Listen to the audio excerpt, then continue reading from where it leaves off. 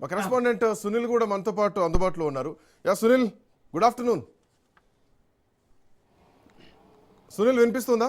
Yes Srikanth. Yeah Sunil, అంటే మీకు reservation కావాలంటే ఇప్పుడే తీసుకురండి, 50% రిజర్వేషన్ తీసుకురండి. కానీ రిజర్వేషన్ వెనకాల నాటకాలు ఆడుతున్నారు, డిలిమిటేషన్ ప్రక్రియ చేస్తున్నారు. ఈ వంకతో రేపొద్దున 2029 ఎన్నికల్లో గెలవడం కోసమే భారతీయ జనతా పార్టీ ఇట్లాంటి ఒక గేమ్ ప్లాన్ చేస్తోందన్నది ప్రతిపక్షాలు చేస్తున్నటువంటి ఆరోపణ.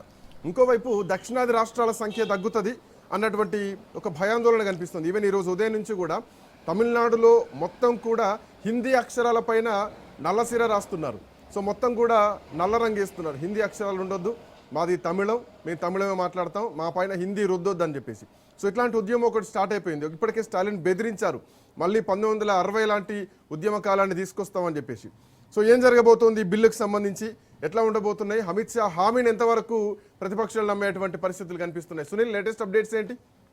ఎస్, దేశవ్యాప్తంగా కూడా ఎంతో ఉత్కంఠంగా ఎదురు చూస్తున్నటువంటి 3 ప్రధాన అంశాలపై నిన్న 131వ రాజ్యాంగ సవరణ చేసి 3 ప్రధాన అంశాలకు సంబంధించినటువంటి బిల్స్ని సభలో ప్రవేశపెట్టడం జరిగింది. దాంట్లో 333 మంది అభ్యర్థులు అనుకూలంగా మొత్తం ఓట్లు వేస్తే అందులో 207 మంది అనుకూలంగా వేశారు, మరోవైపు 126 మంది వ్యతిరేకించారు. దీంతో పాటు నిన్న సభలో సుదీర్ఘంగా చర్చ జరిగింది.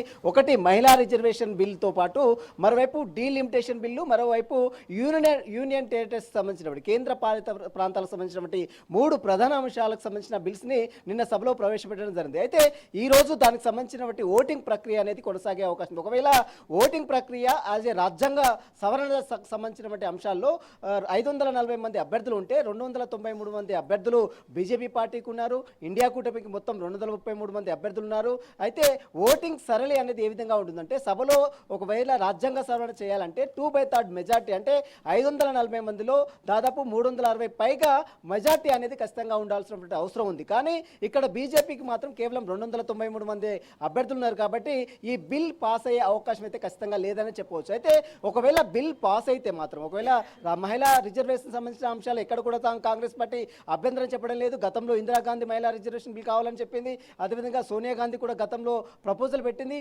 అయినప్పుడు కూడా కొన్ని అనివార్య కారణాల వల్ల మహిళా రిజర్వేషన్ బిల్లు గత కొంతకాలంగా పెండింగ్లో పడిపోతూనే ఉంది. కానీ ఇప్పుడు బీజేపీ ప్రభుత్వం తీసుకొచ్చినప్పటికీ కూడా దానికి ఒక లిటిగేషన్ పెట్టింది. అంటే మహిళా రిజర్వేషన్ బిల్ ఆమోదం పొందాలంటే డీలిమిటేషన్ బిల్ ఖచ్చితంగా ఆమోదం పొందాల్సిన అవసరం ఉందంటూ కూడా బీజేపీ ఇక్కడ ఒక లిటిగేషన్ పెట్టింది. దీంతో అన్ని రాజకీయ పార్టీలు కూడా ప్రధానంగా ఇండియా కూటమి, ముఖ్యంగా ఇండియాలో కూటమిలో ఉన్నటువంటి ముఖ్యంగా దక్షిణాది రాష్ట్రాలు, ముఖ్యంగా ఆంధ్రప్రదేశ్ కావచ్చు, తెలంగాణ కావచ్చు, కేరళ, కర్ణాటక, తమిళనాడు, మహారాష్ట్ర, ఈ రాష్ట్రాలు మొత్తం కూడా డీలిమిటేషన్ వ్యతిరేకిస్తుంది. కానీ ఎక్కడా కూడా మహిళా రిజర్వేషన్ బిల్ మాత్రం ఏ పార్టీ కూడా వ్యతిరేకించడం లేదు.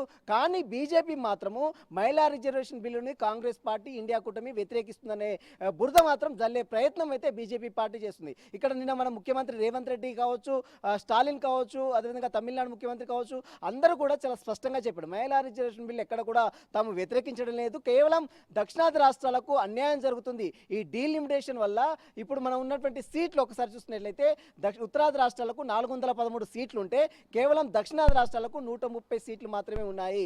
దీంతో ఒకవేళ డీలిమిటేషన్ చేస్తే ఇప్పుడు సునీల్ ఫైనల్ గా ఎట్లాంటి కన్క్లూజన్ పోవచ్చు? ఎందుకంటే ప్రతిపక్షాలు మాత్రం ఖచ్చితంగా మీరు ఒకవేళ చేయాలనుకుంటే 543లోనే మహిళలకు రిజర్వేషన్ 33% ఇవ్వండి అని చెప్పేసి ఇప్పటికే ప్రియాంక గాంధీ కూడా దీనిపైన ప్రశ్నించడం జరిగింది. అండ్ మోర్ ఓవర్ ఇంకోటి ఏంటంటే, టీఎంసీ తృణమూల్ కాంగ్రెస్ నుంచి ఎంపీ ఏం మాట్లాడతారు కళ్యాణ్ బెనర్జీ అంటే, బీజేపీకి మొత్తం 242 మంది ఎంపీలు ఉంటే వాళ్ళలో మహిళలు కేవలం 41 మంది. అట్ ది సేమ్ టైం రాజ్యసభలో 106 మంది ఎంపీలు ఉంటే వాళ్ళలో మహిళలు 18 మంది ఉన్నారు. ఇది భారతీయ జనతా పార్టీ నుంచి. మీకు మహిళలపైన చిత్తశుద్ధి ఉందా అన్న ప్రశ్నతో పాటు రేపొద్దున 2027 యూపీ ఎలక్షన్స్ రాబోతున్నాయి, దాంట్లో కూడా 50% ఇస్తారా? సో ఇస్తే ఈ 543 నుంచి అయ్యండి, కొత్తగా డీలిమిటేషన్ చేస్తే మాత్రం ఇది రాష్ట్రాలకు అన్యాయం జరుగుతుంది, చట్ట ప్రకారం జరగట్లేదు అన్నటువంటి ఒక సవాల్ని కూడా విసురుతున్నారు. బట్ ఫైనల్గా ఈరోజు సాయంత్రం 4 గంటలకి ఏది జరిగిన 4 గంటల చర్చను ఎట్లా చూడొచ్చు? ఎస్, ఖచ్చితంగా డీలిమిటేషన్ చేస్తేనే మహిళా రిజర్వేషన్ బిల్ అనేది ఆమోదం పొందే విధంగా అటు బీజేపీ ప్రయత్నం చేస్తుంది. ఎందుకంటే నియోజకవర్గాల పెంపు జరిగితేనే మహిళల కోట 33% రిజర్వేషన్ అనేది మహిళల కోట అమలు చేసే అవకాశం అయితే ఖచ్చితంగా కనిపిస్తుంది. కానీ ఇక్కడ అవకాశం లేదని తెలుస్తుంది. ఎందుకంటే డీలిమిటేషన్తో పాటు మహిళా రిజర్వేషన్ బిల్లును కూడా ఒకే బిల్లో పెట్టారు. కాబట్టి ఇప్పుడు ఓటింగ్ ప్రక్రియ 4 గంటలకు జరుగుతుంది. ఇప్పటికే 540 మంది అభ్యర్థులు కేవలం 293 మంది అభ్యర్థులు మాత్రమే బీజేపీకి ఉన్నారు. అందులో ఎంతమంది అటెండ్ అవుతారు, చేస్తున్నారు. ఇప్పటికే 233 మంది అభ్యర్థులు వ్యతిరేకిస్తున్నారు. మరి 2/3 ఒక రాజ్యాంగ సవరణ చేయాలంటే 2/3 మెజార్టీ ఉండాలి. ఒకవేళ డీలిమిటేషన్ చేస్తే 816 సీట్లు అయితే ఎంపీ సీట్లు మొత్తం అయితే అందులో ఉత్తరాది రాష్ట్రాలకు 621 ఉంటుంది, దక్షిణాది రాష్ట్రాలకు కేవలం 195 ఉంటుంది. అయితే దక్షిణాది రాష్ట్రాల్లో చాలా ఇబ్బందులు తలెత్తే అవకాశం ఉంది, రాజకీయ మనుగడ లేకుండా పోతుంది అనేది దక్షిణాది రాష్ట్రాల ముఖ్యమంత్రులు చెప్తున్నటువంటి ప్రధాన అభియోగం. ఎందుకంటే దక్షిణాది రాష్ట్రాలకు సంబంధించినటువంటి ఆర్థిక సహకారం ఆధారంగా అంటే జిఎస్డిపి అంటే గ్రాస్ స్టేట్ ప్రొడక్ట్ ఆధారంగా ఈ యొక్క డీలిమిటేషన్ జరగాలనేది, హైబ్రిడ్ పద్ధతులు జరగాలనేది దక్షిణాది రాష్ట్రాలు చెప్తుంది. కానీ ప్రోరేటా పద్ధతిలో డీలిమిటేషన్ రాజ్యాంగం ప్రకారం జరుగుతున్నది బీజేపీ నేతలు చెప్తున్నారు. నిన్న ప్రధానమంత్రి మాట్లాడారు, ఈ రోజు మాట్లాడారు, ఎక్కడ కూడా ఏ రాష్ట్రాలకు తాము అన్యాయం చేయము, అన్ని రాష్ట్రాలను సమానంగా చూస్తామని చెప్పినప్పుడు కూడా ఇక్కడ మనం వ్యత్యాసం చూడొచ్చు. ఒకవేళ డీలిమిటేషన్ చేస్తే 621 ఉత్తరాది రాష్ట్రాలకు వస్తుంది, కేవలం 195. అంటే ఎంత గ్యాప్ ఉందో ఈ గ్యాప్ని ఎట్లా ఫిల్ఫిల్ చేస్తారు? రేపు పొద్దున కేంద్రంలో ప్రభుత్వం ఏర్పడాలంటే 195 ఎక్కడ, 221 ఎక్కడ? అంటే ఈ వ్యత్యాసం చాలా ఉంది. కాబట్టి దక్షిణాది రాష్ట్రాల యొక్క ఉనికి లేకుండా పోతుంది, కేంద్రంలో తీవ్ర అన్యాయం జరుగుతుంది, సామాజికంగా ఆర్థికంగా వెనుకబడే ప్రయత్నం జరుగుతుంది అనేది దక్షిణాది రాష్ట్రాల ముఖ్యమంత్రులు చెప్తున్నారు. మరి చూడాలి, సాయంత్రం 4 గంటలకు ఓటింగ్ ప్రక్రియ తర్వాత 2/3 మెజార్టీ ఉంటుందా? ఈ బిల్తో పాటు మహిళా రిజర్వేషన్ బిల్ సంబంధించిన అంశాలపై ఏ రకంగా బీజేపీ ముందుకెళ్తున్నది కూడా దేశవ్యాప్తంగా ఒక చర్చ మాత్రం కొనసాగుతుంది. Srikanth, thank you Sunil, thanks for joining. Latest updates కోసం మళ్ళీ మిమ్మల్ని